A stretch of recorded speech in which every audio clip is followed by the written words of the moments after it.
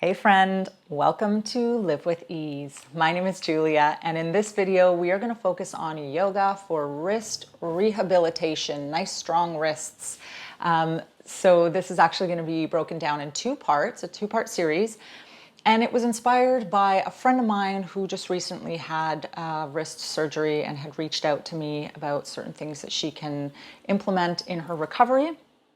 And so although yoga is recommended to be the last practice to get back to because of the many weight-bearing postures, there are actually a ton of non-weight-bearing practices we can utilize to incorporate with our wrist rehabilitation and recovery.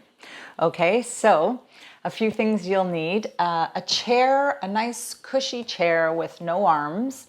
And if you have a folded blanket, folded towel, or a couch pillow or bolster, that might not be necessary. I'm going to recommend it for something, and then you can choose to use it or not. Okay, so get into your yoga cozies, and let's start part one of wrist for rehabilitation. Okay, so set up your chair on your mat. Yeah. So just to make sure it's on something sticky and supported so it doesn't slide away from you. We're not going to do anything too crazy with the chair. We're just going to use it for added support. And then I'm just going to place my pillow just to the side here. And then I will let you know when we'll be using it. So why don't we come onto our backs. And resting the lower legs on your chair. You can definitely do this in Shavasana or with the knees bent and soles of the feet on the ground. I just enjoy for this practice to have the legs on a chair because it offers a little more weight pouring into the upper body, which can be useful for releasing the wrists as well. So let's just take a moment to connect with our breathing and get grounded. So as you rest, just notice the body's relationship to the earth or the support of the ground underneath you. You can place the hands on the belly, and taking a few moments to observe the rise and fall of the belly as you breathe in and breathe out. And you don't have to make anything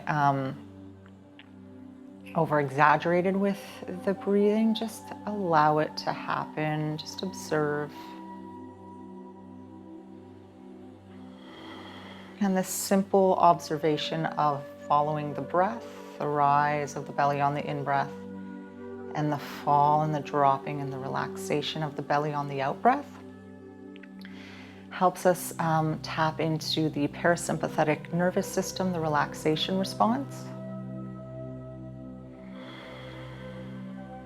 And massaging that parasympathetic nervous system is so imperative to any type of healing. It teaches us how to soften the body. It also teaches us patience. So not to rush into any stretch or movement that's painful or uncomfortable.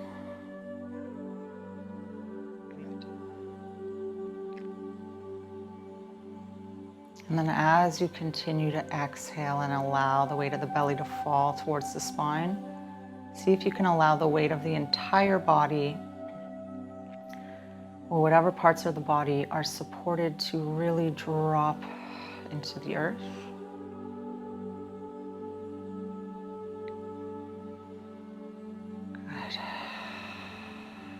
And then maybe let's take our left hand off the belly, place it down by the side of the body, taking a breath here. And as you exhale, drop into the left shoulder blade and shoulder and float the arm up above the head or up towards the ceiling and above the head. Good. Take a breath here. Exhale, drop in the shoulder and lower the arm back down by the side. So moving up and down at your own pace.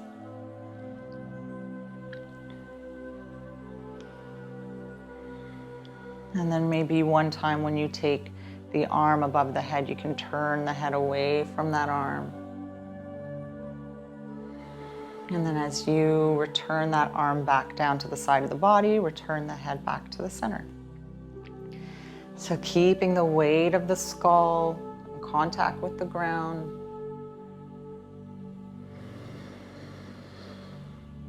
Excellent.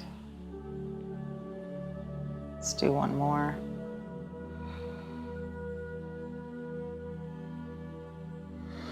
Good, and then you can place that left hand back on the belly and alternate sides, or try the other side. Good. And see if you can, every time you take the arm above the head, see if you can rest that arm or the back of the hand on the ground. So if you need a bend in the elbow, that's totally fine.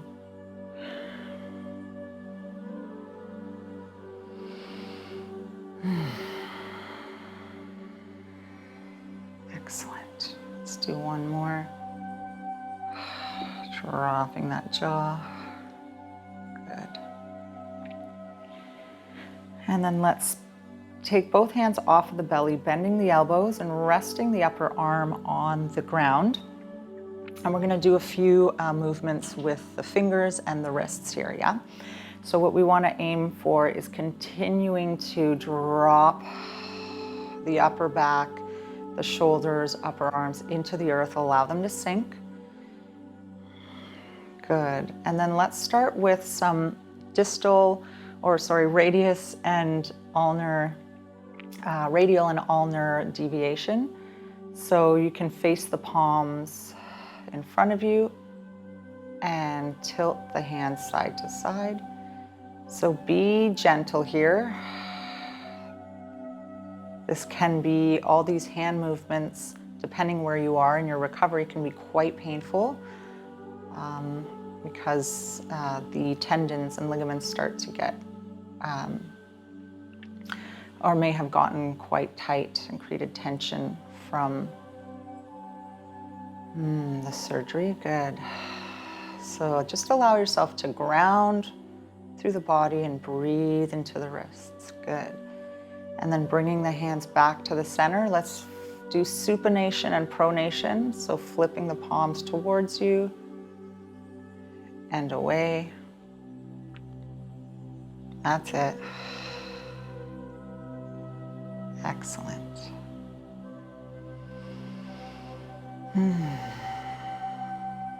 So good. Good. And the next one, we will let the hand dangle, plink, let it flop down, dangle down.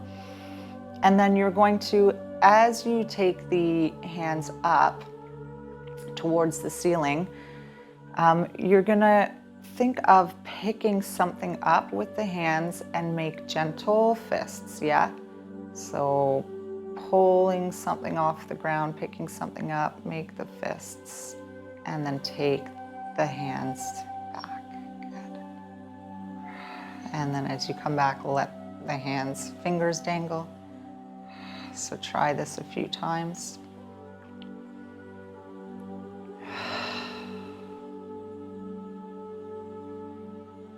Good.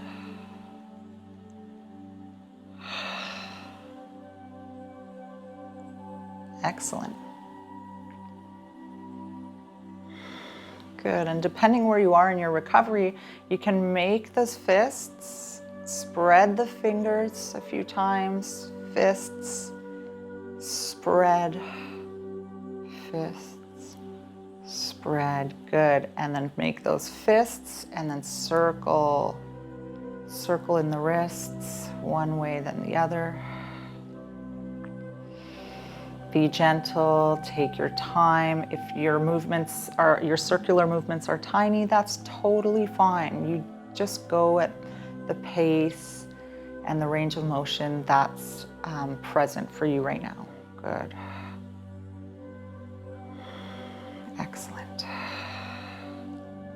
And then you can flick, see how it feels to just gently flick the fingers. Excellent. And then we can start to bring the hands and arms up towards the ceiling. Again, you can practice any of those movements. So I can do ulnar and radial deviation. Yeah. I can do supination, pronation. Good. Spread and make fists. And another really great one, again, you be gentle, see where you're at, is let's extend that left arm in front, turning the palm towards you, and then if you want to take a gentle bend in the elbow, and with the right hand, just gently pull the hand towards the forearm. Keep exhaling, dropping in that upper back, skull. Good. And then stretch the wrists in the other direction. Good. I can try this a few times.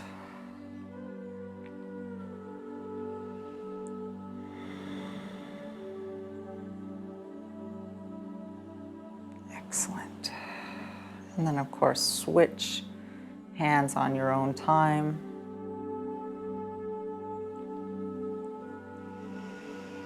Exhale. Yeah, let that exhalation, that grounding, softness and energy radiate down the arm, into the wrists, and into the hand. Yeah.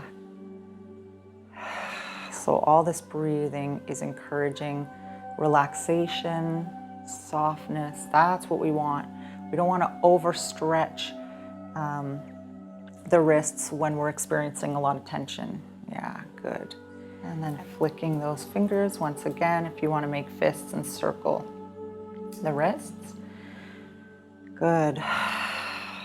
And then let's inhale, reach the arms up towards the ceiling. And as you exhale, drop in the shoulders, upper arms, elbows, lower arms, and down. And then from here, we can do one arm at a time. So I can inhale, reach that left arm towards the ceiling, peeling the left shoulder off.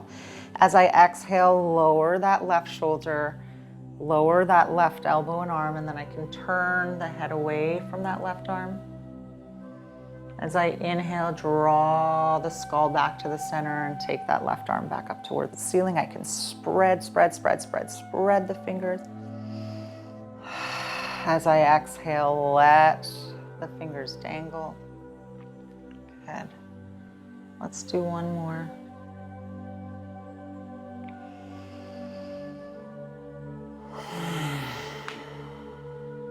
Good. And then let's try that in the right side.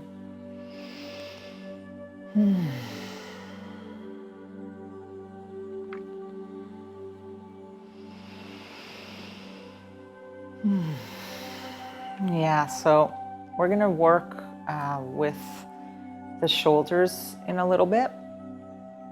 And all this releasing in the arms, the shoulders, and maybe the upper spine even. You can draw the legs into the abdomen if you'd like.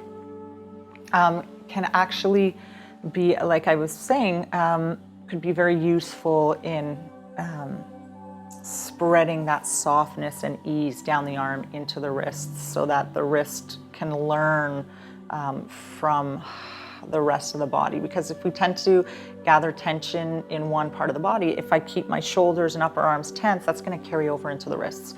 So we want to try to soften in this upper body so that the wrists can come for the ride. Yeah? Whoopsies. Pardon me here. So I'm just going to place the mic down there because I'll be rolling along the ground. So drawing the legs towards you, just take a gentle rocking of the legs. Just, again, if you need to hold with the forearms, whatever is comfortable, maybe you keep your heels on the chair and just gently rock the legs side to side.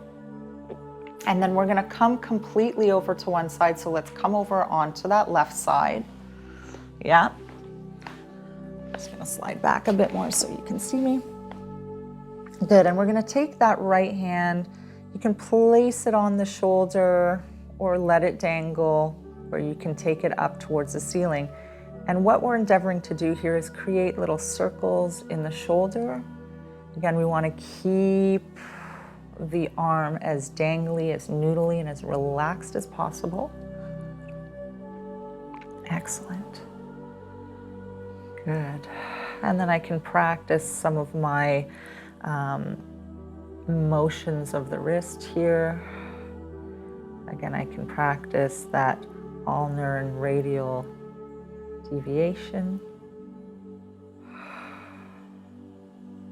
Yeah, coming back to these movements, supination and pronation, fists, stretch the fingers. So coming back to these movements, anytime we repeat movements, we're starting to release a little more tension. Again, depending on the approach that we take to them. Yeah, it's easier to stretch and lengthen soft muscles, right?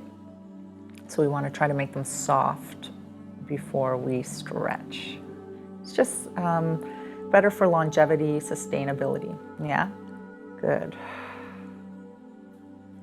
And then you might want to roll a little bit towards the back, the upper spine towards the ground.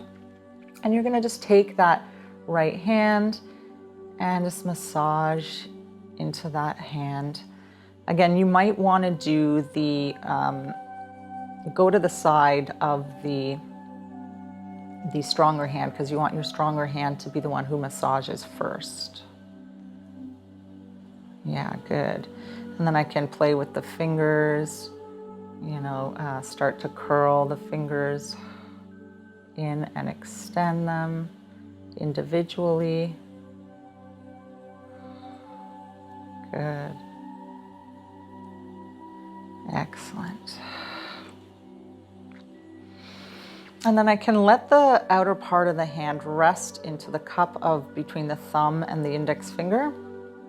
And then I can start to curl the fingers in and the thumb in and extend the fingers. Good. Excellent. And then the other thing we can start to do is massage, just massaging in the wrist gently into the forearms, into the upper arm. I can even add some padding. Maybe even rubbing. Excellent. Good. Maybe rub the wrists or the hands together. And then I'm going to come onto the side again, bring the palms of the hands together. And then as I inhale, I'm going to slide that top hand away from the bottom hand. And as I exhale, I'm going to slide that top hand across the bottom hand. And as I start to unravel into the twist, I'm going to start to take that top arm up towards the ceiling and out over into the twist. Good. You can try this a few times, in and out.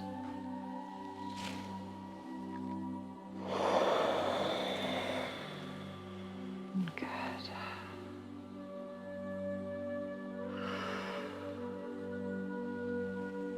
Excellent. Let's do one more. Good.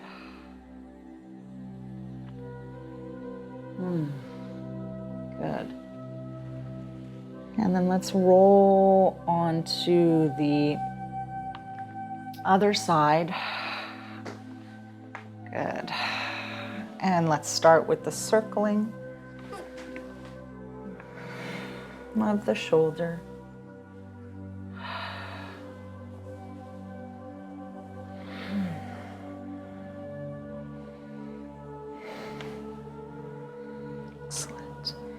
And then you can take any of those exercises with the wrists and fingers.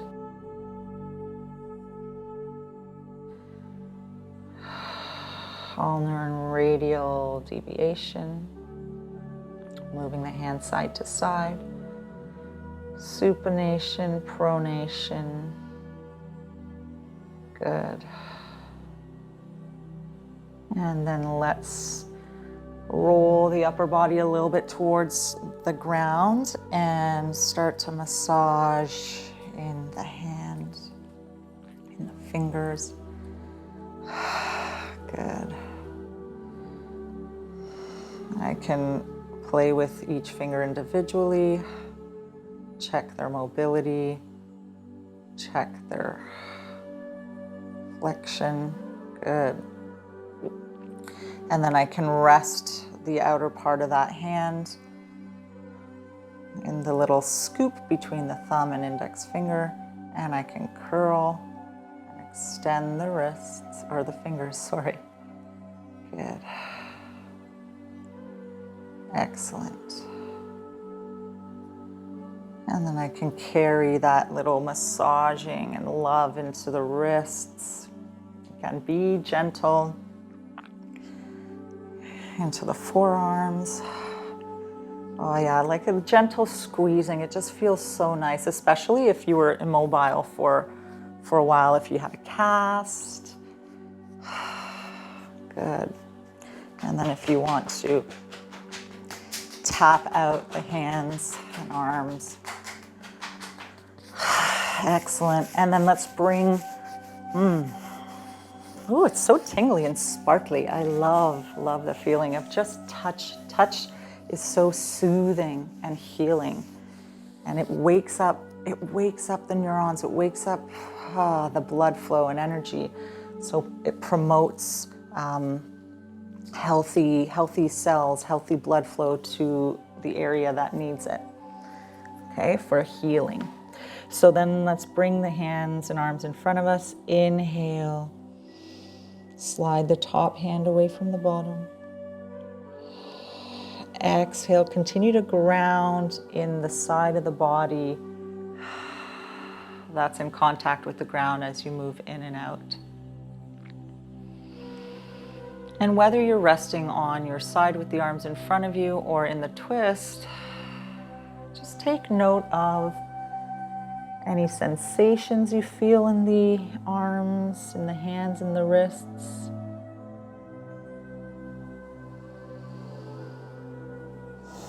Yeah, take a pause, observe, breathe. Does it feel good? My wrists are healthy, but even with this exercising, these little movements we're doing, I know they're subtle, I can feel the energy and the tingling actually all the way down my arm into my wrists. It's like I feel the space in the joint feels free and open. Good. And then when you're satisfied, let's come back onto the back. I'm just going to scooch a little bit away from my chair and practice a bit of bridge. You can practice with the arms above the head if you'd like. And if you're unfamiliar with bridge, I have a whole series on bridge under Creative Union Yoga, under that playlist, under the old name. So check that out. I'll put it in the description box. Good. Excellent. And then when you're satisfied with that, let's find our way safely onto our hands and knees, although our arms are actually going to be on the chair, but just maybe roll to the side where you can use your strong hand to push you up. Good. Yeah, so be gentle, scooch how you need to. I'm trying to maneuver in a way where I'm not using my hands and wrists to show different ways that you can get up. Good. Okay. Good, and as we come to the chair, you're gonna rest your elbows on the chair and take the hands. So I'm gonna actually bring my chair a little closer this way so you can see a little more. You're going to bring the hands so that they're hanging over the chair. And then if your knees, if there's any discomfort in your knees, this is where you can use the pillow or folded blanket or towel for added support or just comfort actually. And I'm going to flip my forearms so that the palms of my hands are facing down and I'm dangling the fingers down. And we're going to do that same action as if I was pulling something, like pulling weeds. Yeah. And curling the fingers, making those fists as I take the arms up.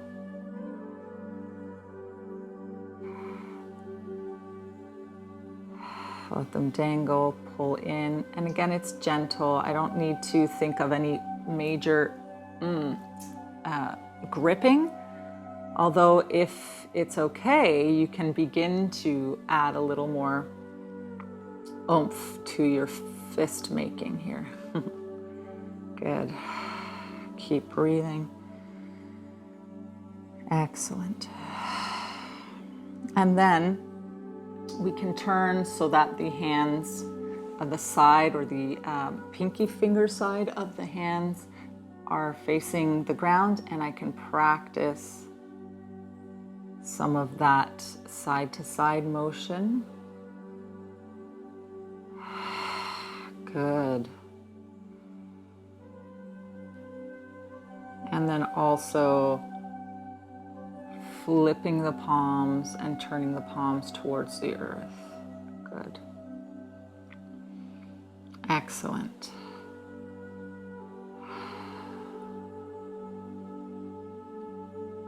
Good. And then I can also do the same thing by interlacing the fingers. Here I can practice that ulnar radial deviation side to side motion. And also pronation and supination, flipping the palms with the fingers interlaced. Keep breathing, keep grounding through those elbows, shins. Good. And then release the fingers if you want to make fists and circle. Again, depending on where you are in your recovery, this might be a little too much. Good. And then flicking the fingers. And then what we can do here, we can actually practice. So practicing downward dog, sometimes lunges, and cat-cow are tricky in our wrist rehabilitation, right? Because there's a lot of, wrist flexion and weight bearing, which again, depending on where you are in your process, can be maybe detrimental or just not comfortable whatsoever. So here's a fun little thing. Using the chair, I can still let my hands kind of dangle, my wrists. You can even support the wrists if you want with a little folded towel or blanket here. But the idea is to leave the hands and the wrists just kind of relaxed and not where we're going to weight bear. We're going to think of grounding through the elbows and the upper forearms. And then you can practice some flexion and extension here, which might feel really nice. This is such a great way to increase blood flow through the spine or through the spinal column, spinal cord. Yeah, again, which houses our nervous system. So this can be, again, quite useful and imperative to our healing and mental health in our recovery, because I've been there with my knee, we can get impatient, right? So this just allows us to move in a nice, healthy way. And then you can take a little child's pose, let the arms hang and rest on the chair, forehead on the chair, draw the pelvis towards the heels. Allow yourself to completely give over to whatever support is underneath you, whether it's the knees, the pelvis to the heels, the arms on the chair. Good. Excellent.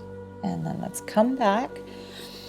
And then from here, I can curl the toes under. Yeah. And then as I exhale, yes, I'm going to have some weight and a little effort into the elbows.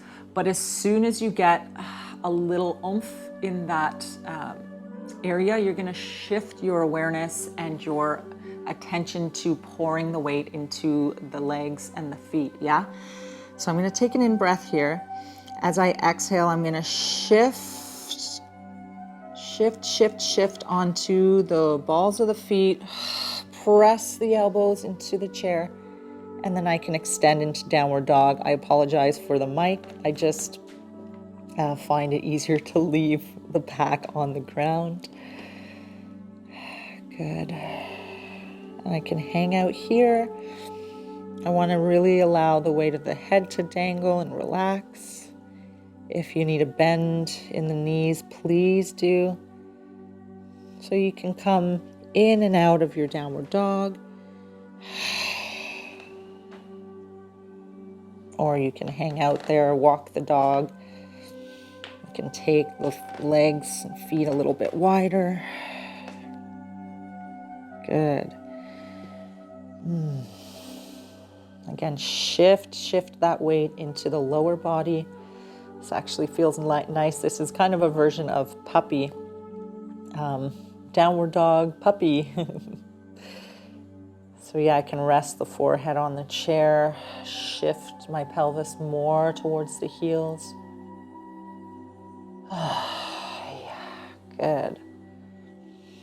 Excellent. And then let's return back down to the ground.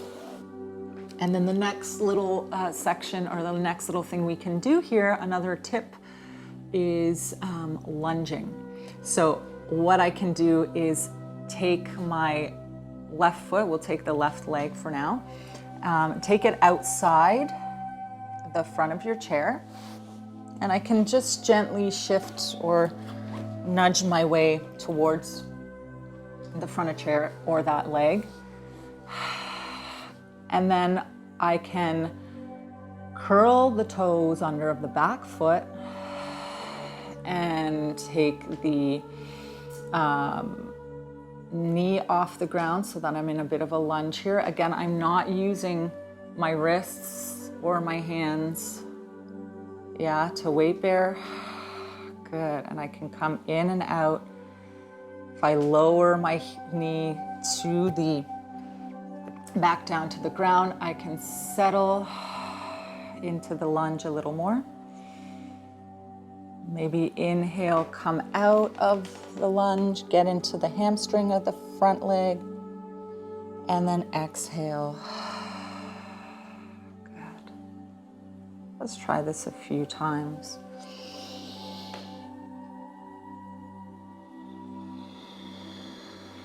Good. Oh, that feels so delicious. I actually would much rather do it this way.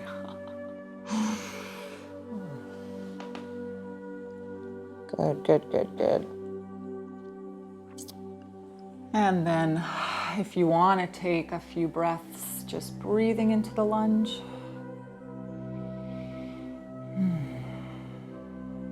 Good. And then of course, switch sides as you need to. So what you might need to do is actually work your way to the other side of the chair, just so you're not kind of trapped and confined by the back of the chair. So what that might look like is, let me do a little maneuver, a little MacGyver here, is I would walk over to the other side. Opa, pardon me.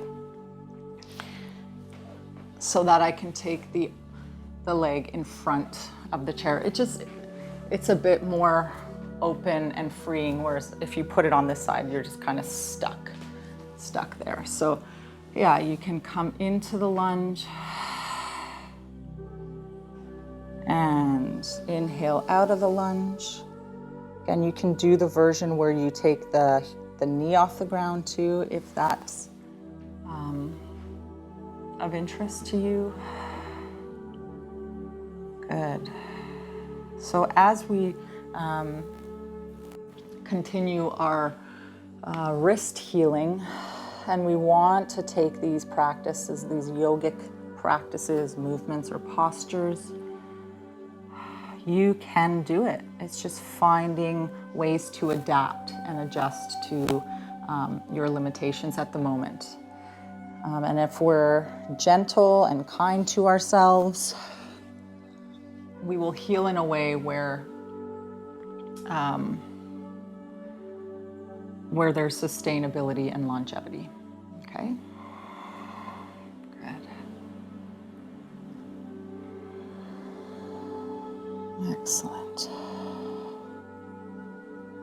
Cool. Good. And then we can hang out here for a few breaths. Again, you move at your own pace. Take the version that feels right for you.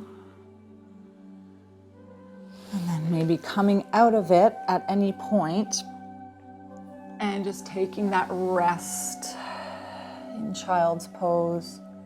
It can be in the version where the arms hang on the chair, or if you'd like, you can work your way down to traditional child's pose.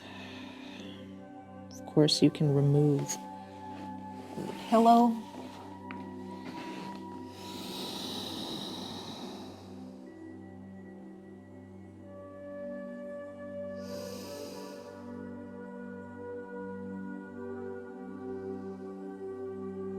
Good.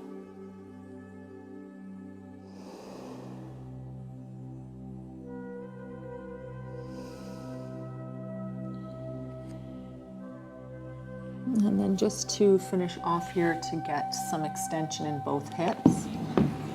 Again, I will move the chair in whatever way is comfortable for my wrist. Okay, so it might not be the way that I just demonstrated. You might not even move the chair right away. You can come off your mat. But what I suggest is at some point coming on to the belly, resting the forehead on the ground or on the back of the hands, and rocking the legs side to side. Good.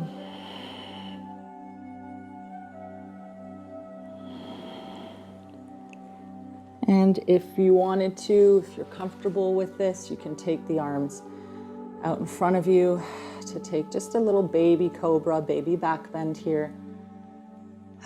Exhale, drop the pelvis, lengthen the pelvis, lengthen the skull.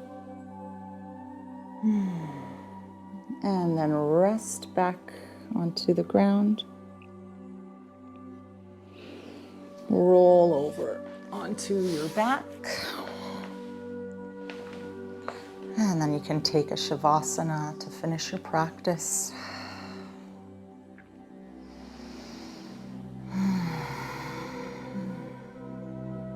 And just allow yourself to observe and absorb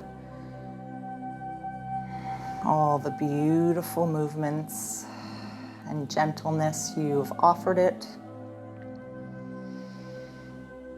to promote and encourage healthy healing for your injured wrist. So hang out here for as long as you'd like.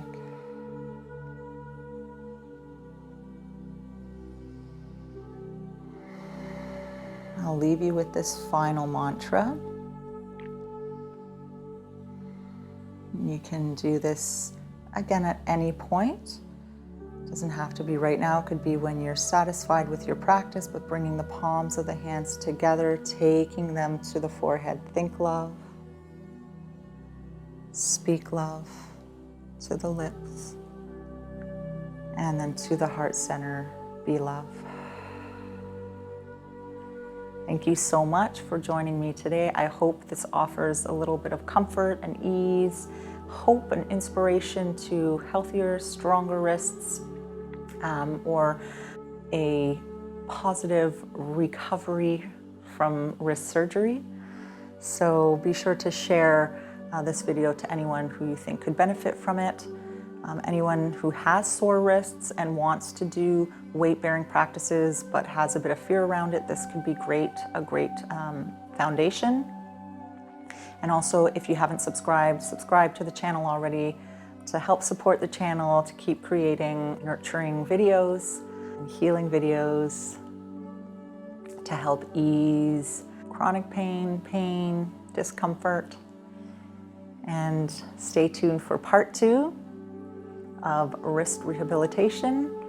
Be well, my friends, and until next time, ease into your best life.